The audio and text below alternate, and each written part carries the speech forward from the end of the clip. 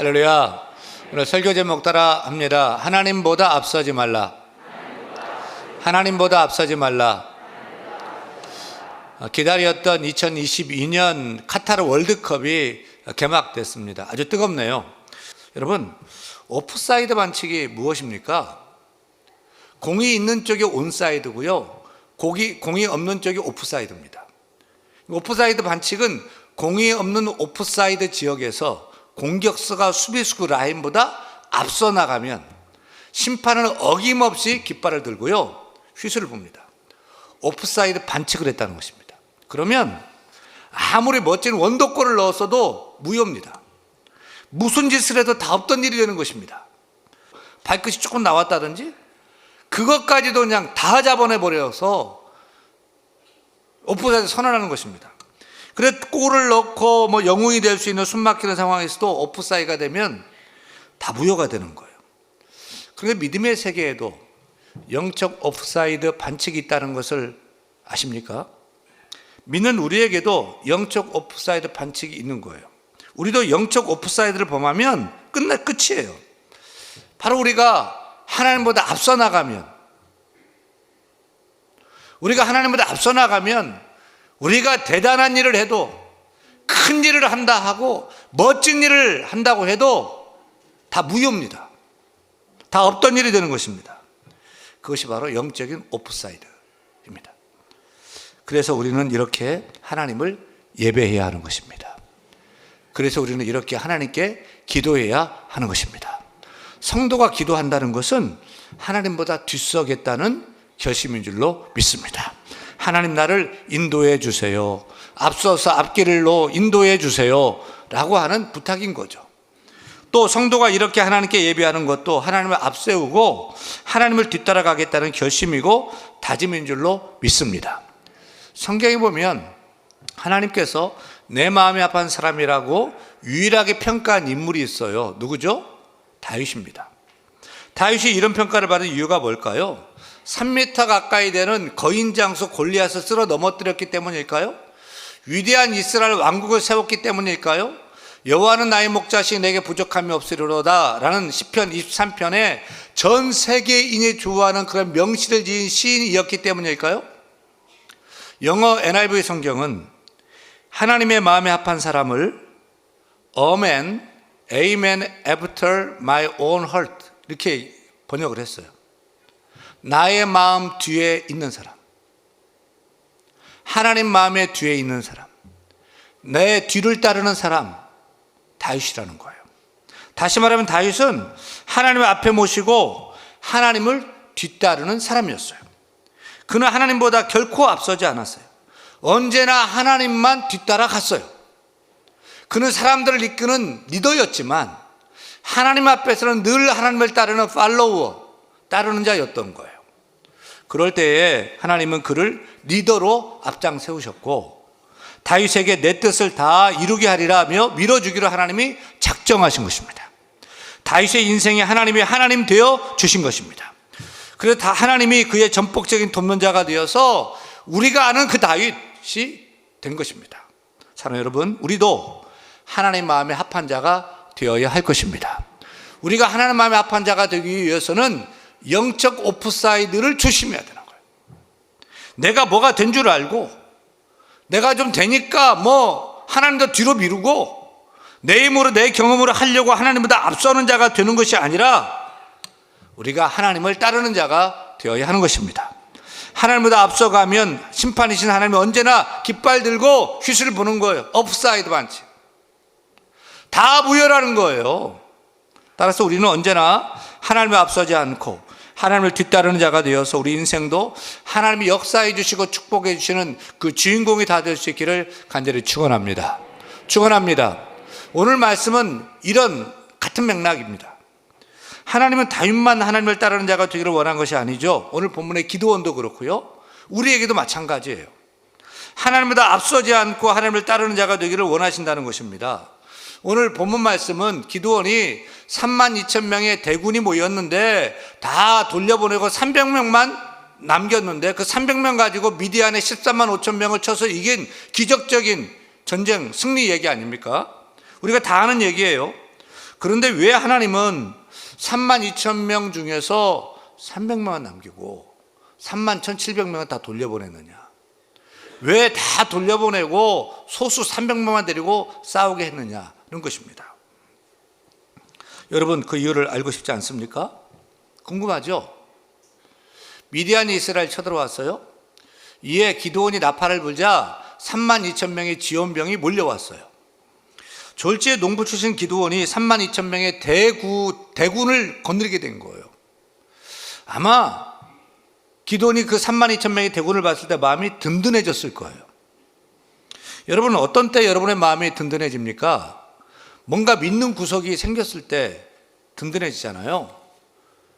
은행에 돈이 차곡차곡 많이 쌓이게 될 때 든든해지죠. 자녀가 좋은 대학 들어가고요, 좋은 직장 들어가고요, 잘 풀리고 그럴 때 자녀 등 뒤만 봐도 든든해지죠. 남편이 사업이 잘 돼서 먹고 살 걱정이 없고요, 이번에 조그만 아파트 하나 샀는데 집값이 막 올라가고요, 뭔가 믿을 구석이 있을 때 우리가 든든해지지 않습니까? 아마 기드온도 마찬가지였을 거예요. 3만 2천 명의 대군이 자기 밑에 서게 된 거예요. 든든했을 거예요. 일개 사단이 2만 명이죠. 그 2만 명이라는 병력이 사단장이라는 힘과 권력을 만들어내는 것입니다. 제가 군 생활할 때 별두개 투스타 사단장이 뜨면 산천도 떤다 이렇게 말했어요. 근데 기드온은 3만 2천 명, 1개 사단이 아니라 2개 사단쯤 되는 그런 병력을 갖게 된 거죠. 따라서 미디안 병력이 비록 13만 5천 명이라고 해도 기드온은 내가 죽기 살기로 싸우면 이거 해볼만 하다라고 생각했을 거예요. 그런데 사사기 7장 2절을 보니까 하나님은 너무 많다. 두려워 떠는 자는 집에 돌려보내라고 하십니다. 여러분, 왜 하나님은 두려워 떠는 자를 집으로 돌아가라고 했을까요? 왜냐하면 두려움은 하나님을 믿지 않는 불신앙이기 때문입니다. 그래서 세상 성경에 보면 항상 이런 패턴이에요.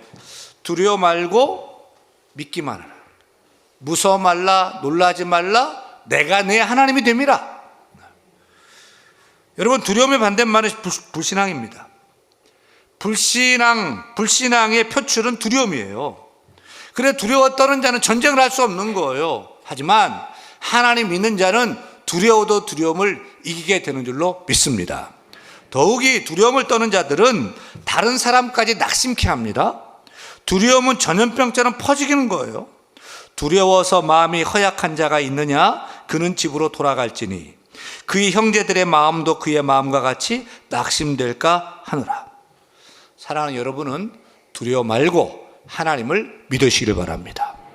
내니 두려워 말라는 주님의 음성 듣고 주님을 신뢰하시기를 바랍니다. 불안하고 두려워도 하나님을 온전히 신뢰함으로 그 불안도 두려움도 떨쳐내고 다 이겨낼 수 있기를 축원합니다. 그래도 기드온은 자진해서 싸우겠다 다 모였는데 두려운 사람 돌아가세요 라고 해도 몇 명이나 돌아갈까 생각을 했어요. 그리고 여러분, 두려워 떠는 사람들은 돌아가세요 라고 했더니 몇 명이 돌아갔죠? 7장 3절 말씀 같이 읽겠습니다. 너는 백성의 귀에 외쳐 이르기를 누구든지 두려워 떠는 자는 길르앗산을 떠나 돌아가라 하라 하시니 이에 돌아간 백성이 2만 2천 명이요 남은 자가 10,000명이었더라. 몇 명이 돌아갔다고요? 3만 2천 중에 2만 2천 명이 쑥 빠져서 돌아가 버린 거예요. 그것을 봤을 때 기드온이 낙심이 됐을 거예요. 속이 무척 상했을 거예요. 이 시간 하나님은 우리에게 말씀하십니다. 사람은 믿을 구석이 된다 안 된다? 안 된다. 절대 사람 믿지 말라 하는 교훈을 받으시길 바랍니다. 저는 여기서 우리 성도들에게 묻고 싶어요. 만약 여러분이 3만 2천 명의 그 군대 속에 있었다면 여러분 어떻게 하시겠어요? 돌아가세요 라고 할 때 그래 이거 안 돼, 이거 싸우다가 개죽음 당해 라고 해서 돌아가시겠습니까? 아니면 이거 좀 어려워도 하나님 도와주시면 이거 할 수 있어, 이길 수 있어 라고 하며 남는 자가 될 것 같습니까? 옆 사람 보세요. 옆 사람 얼굴 좀. 나 몰라라 하고 돌아가게 생겼는지 아니면 끝까지 남아 싸우게 생겼는지 한번 보세요. 제가 항상 얘기하죠. 믿음이 없으면 땡땡이라도 있어라. 이 땡땡이 뭘까요? 믿음이 없으면 땡땡이라도 있어라. 의리라도 있어라. 김보성만 의리가 아니고요. 우리 믿는 자도, 우리 대한교회 성도들도 다 같이 의리가 있어야 돼. 의리가. 다들 떠나가 10,000명이 남았어요. 근데 묻고 싶은 것은 남은 10,000명은 두렵지 않았느냐? 웬거려. 두려웠겠죠. 왜 그들은 생각이 없었겠어요? 그들은 비록 두렵고 떨렸어도 하나님이 하시면 할 수 있다 라면서 하나님 편에 섰어요. 기도원 편에 섰어요. 그리고 그 자리를 지킨 것입니다. 오늘 예배에 나온 분들도 바로 이렇게 남은 자가 되기를 축원합니다. 코로나 감염 환자들이 갑자기 급증하고 날씨가 추워져 독감 환자들이 많아져도 우리는 하나님을 믿는 믿음으로 예배하러 나온 줄로 믿습니다. 저는 여러분이 세상 흔들리고 사람들 다 주를 떠나도 나는 주를 섬기리라고 찬양하며 끝까지 이 자리를 지키는 믿음의 사람이 다 되기를 소원합니다. 내가 피곤하지만 내가 나가야 하나님이 기뻐하시고 교회가 힘을 얻고 내 영혼도 산다 하는 마음을 가지고 날마다 예배에 힘쓰는 자가 다 되기를 소원합니다. 여러분은 오늘 본문에 다 돌아가 32,000명의 사기에 속하는 것이 아니라 그 남아 지키는 10,000명에 속하는 자가 되기를 소원합니다. 언제나 하나님 편에 서세요. 언제나 교회 편에 서세요. 언제나 믿음 편, 진리의 편에 서서 그 자리를 지켜내는 우리 모두가 다 되기를 소원합니다. 미디안과의 전쟁에 돌아간 사람들은 이 전쟁은 내 전쟁이 아니다라고 생각을 한 거예요. 이 일은 내 일이 아니다라고 생각한 거예요. 내가 필요 없다라고 생각을 한 거예요. 여러분, 하나님의 일을 남의 일로 여기면 돌아가는 자가 되는 것입니다.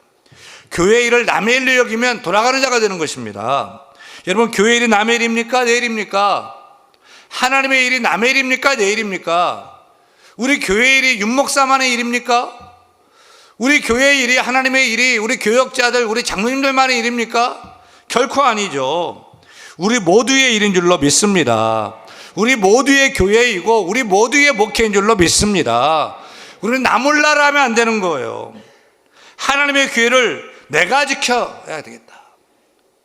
하나님의 일을 내가 감당해야 되겠다. 감당해야 되겠다. 감당해야 되겠다. 아멘. 세상 다 변해도 하나님의 교회를 내 교회로 알고 하나님의 일을 내 일로 알고 믿음으로 나아갈 때 하나님께서 축복해 줄 줄로 믿습니다. 32,000명 중에서 22,000명 돌아가고 몇 명 남았죠? 10,000명 남았어요. 여전히 미디안은 135,000이에요. 하지만 이순신 장군도 왜군이 쳐들어왔을 때 남은 배 13척으로 왜군 133척을 쳐 이겼던 명량해전을 이겼었잖아요. 그렇듯이 기드온도 남은 10,000명으로 13대 1, 135,000명 쳐서 이길 수도 있어요. 그런데 하나님은 사사기 7장 4절에 보니까 아직도 많다 그래요. 예? 그래서 더 돌려보내야 된다고요? 하나님, 이 사람들은 두려워하지 않고 모두 용감하게 싸울 사람들입니다. 가라고 해도 안 갈 사람들입니다. 하나님 말씀하셔요. 걱정 마. 누가 싸워야 할지는 내가 결정할 거야. 너는 모두 데리고 물가로 내려가. 그래서 갈증난 군대를 이끌고 물가로 내려가서 물을 마시게 했더니 2가지의 물 먹는 모습이 나타났어요. 대다수는 무릎을 꿇고 물에 머리를 쳐박고서 벌컥벌컥 마시는 거예요. 또 소수는 손으로 물을 움켜서 이렇게 호로록 하면서 혀로 이렇게 마시는 거예요. 이게 각각 따로 세웠어요. 기도는 그래 좀 안심이 됐을까? 하나님, 저 손으로 떠서 물을 훔쳐 마시는 사람들도 참 용감한 사람들이지만 그래요, 제가 돌려보낼게요 라고 생각했을 거예요. 근데 하나님은 아니, 무릎을 꿇고 마시는 다수 9,700명을 돌려보내.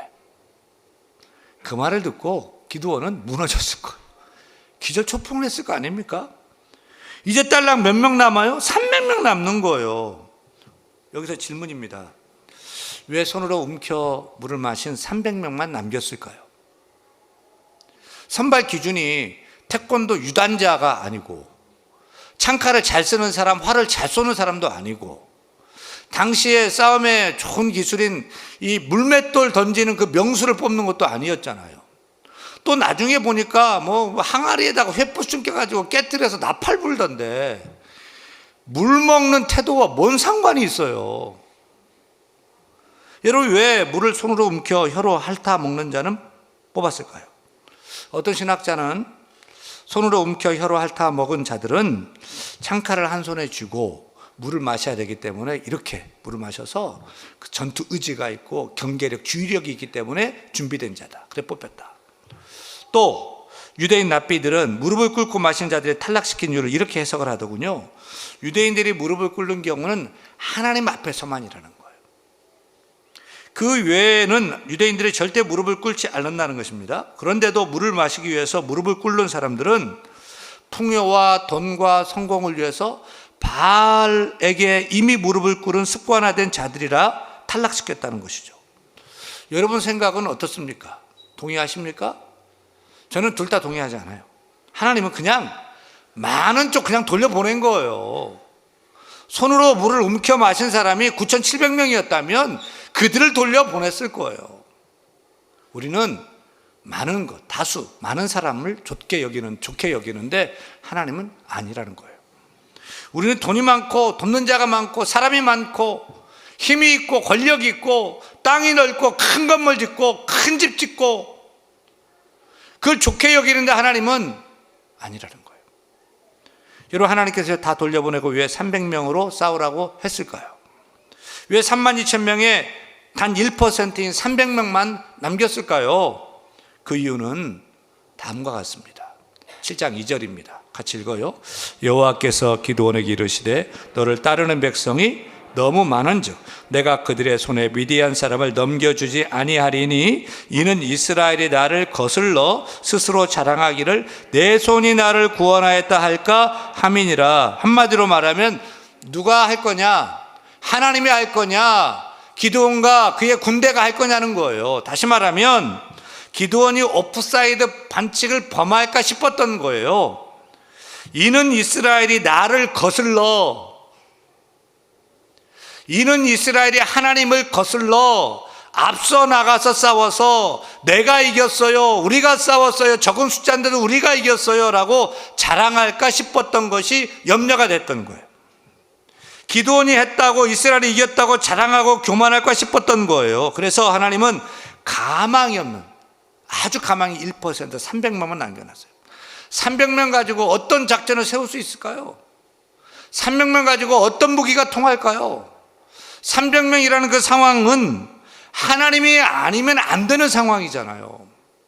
나중에 뭐 횃불, 항아리, 나팔 들고 싸운 걸 보니까 정말로 하나님이 아니면 안 되는 그런 작전이고 전쟁이었잖아요.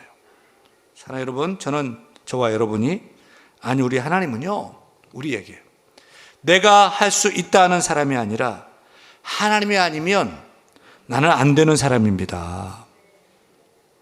하나님 나를 도와주세요. 하나님 도와주세요. 하나님 도움이 필요합니다 라고 고백하는 사람이 되기를 원하신다는 것입니다. 내가 했어요, 내가 잘할 수 있어요 라고 아니라 하나님 도와주세요, 하나님의 은혜가 필요합니다, 하나님이 하셨습니다, 하나님의 은혜입니다 라고 고백하는 사람이 다 되어야 할 줄로 믿습니다. 우리는 내가 좀 배웠다고, 이거 내가 알아, 이건 내가 할 수 있어요 라며 하나님보다 앞서가고 하나님을 뒤로 밀어놓고 행할 때가 많은데 그런 사람이 되지 말라는 거예요. 내가 돈 좀 벌었다고, 일이 잘 풀린다고, 이렇게 하면 나중에도 문제 없을 것 같아, 잘 될 것 같아, 내가 이런 경험이 있어 라고 하나님을 뒤로 미루고 하나님을 의지하지 않고 내가 할 수 있다고 자만한 사람이 되어서는 안 될 것입니다.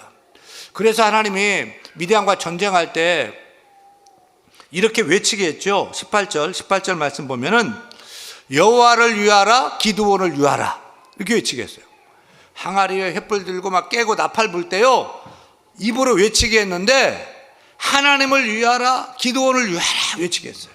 그리고 20절 보니까 여호와와 기드온의 칼이여 이렇게 외치게 했단 말이에요. 이 순서가 중요한 거예요. 하나님이 먼저라는 거예요. 그리고 기드온이라는 거예요. 여러분, 하나님이 먼저입니다. 그리고 나입니다. 그리고 우리입니다. 그리고 우리 가정입니다. 내가 싸우는 것이 아니에요. 하나님이 싸우시는 거예요. 우리 먼저 하나님의 영광을 위하여, 먼저 하나님의 영광을 위하여, 먼저 하나님의 기쁨을 위하여 달려가야 될 줄로 믿습니다. 먼저 그의 나라와 그의 의를 구하라, 그의 뜻을 구하라. 그리하면 나중에 뒤따라오는 것이, 이 모든 것이 너희에게 더하시리라. 이것이 영적 승리의 비결인 거예요. 이것이 영적 축복의 비결인 것입니다. 가끔 이 동네를 산책하다 보면 강아지 개가 주인보다 앞서서 헉헉거리는 걸 봐요. 주인이 손에 쥔 줄을 놓지 않으니까 개가 주인보다 앞서가서 자꾸 막 목에 줄이 걸려가지고 캬캬거리는 것을 본단 말입니다. 그런데도 계속 지가 막 앞서가려고 하고, 그렇게 개고생을 하잖아요. 개가 계속 오프사이드 반칙을 한 거예요. 그렇게 계속 개고생하는 거예요. 그런데 우리도 그러지 않느냐는 것입니다. 그렇게 살고 있지 않는지요? 하나님 믿는다고 하면서 하나님보다 앞서감으로 인해 저 이리 갈 거예요, 나 이게 좋아요, 나 이거 할 거예요, 나 이거 할 수 있어요 라고 하면서 하나님 묻지도 않고 막 앞서가니까 목에 목줄에 걸려가지고 막 조여가지고 칵칵거리는 고통스러운 인생 우리가 살고 있지 않습니까? 하나님 믿는다고 하면서 내가 한다며 하나님보다 앞서서 가다가 정말 개고생하는 고통스러운 인생을 살고 있지는 않습니까? 영국의 브리스톨의 성자 조지 물러 목사님은 평생에 5만 번 이상의 기도 응답을 받았다고 하지요. 10,000명이 넘는 고아들을 돈 한 푼 없이 먹이고 입히고 지어서 다 일을 감당하는 조지 물러 목사님은 기도할 때마다 다 응답받았어요. 그 비결이 무엇이었는지 아십니까? 그의 인생의 표를 보면 알 수 있을 것 같아요. 조지 물러 목사님의 인생 표는 결코 하나님보다 앞서지 말자, 결코 성령보다 앞서지 말자, 결코 기도보다 앞서지 말자. 이게 비결이었어요. 따라합니다. 결코 하나님보다 앞서지 말자, 결코 성령보다 앞서지 말자, 결코 기도보다 앞서지 말자. 그래 조지 물러 목사님은 기도하면서 시작했어요. 먼저 기도하고 그때마다 하나님 도와주셔서 평생 5만 번 이상의 기도 응답을 풍성히 받는 축복의 주인공, 기적의 주인공이 된 거예요. 사랑하는 여러분, 비결이 여기 있어요. 내가 하면 될 것 같지만 그게 아닌 거예요. 결코 하나님보다 앞서지 마십시다. 결코 성령보다 앞서지 마십시다. 결코 기도보다 앞서지 마십시다. 먼저 기도하고 하나님 뜻을 구하고 하나님 뜻을 따라서 걸어가는 자가 다 되기를 소원합니다. 소원합니다. 하나님 지금도 말씀의 구름기둥을 띄워놓고 그 말씀의 구름기둥을 따라가기를 원하셔요. 하나님 성령의 불기둥 우리 10년 가운데 세워놓고 날마다 감동해 주셔요. 이것을 하자, 기도하자, 무릎 꿇자, 예배하자, 그 사람을 도와라, 이것이 하는 것이 옳다. 늘 성령께서 우리 가운데 감동을 주신단 말이에요. 그때마다 우리는 무시하지 말고, 아니에요, 나 이거 좋아요, 내 욕심대로 내 탐욕대로 나의 편리 나의 유익을 위해서 가는 것이 아니라, 예 알겠습니다, 주의 뜻을 따르겠습니다. 그때는 손해보는 것 같지만, 그때는 이해가 안 되지만 순종할 때 주의 놀라운 축복으로 더해 줄 줄로 믿습니다. 하나님이 함께 하시고 하나님 부어주시고 하나님 이루어주시는 인생이 될 줄로 믿습니다. 그렇게 살아가는 우리 모두가 다 되기를 간절히 축원합니다.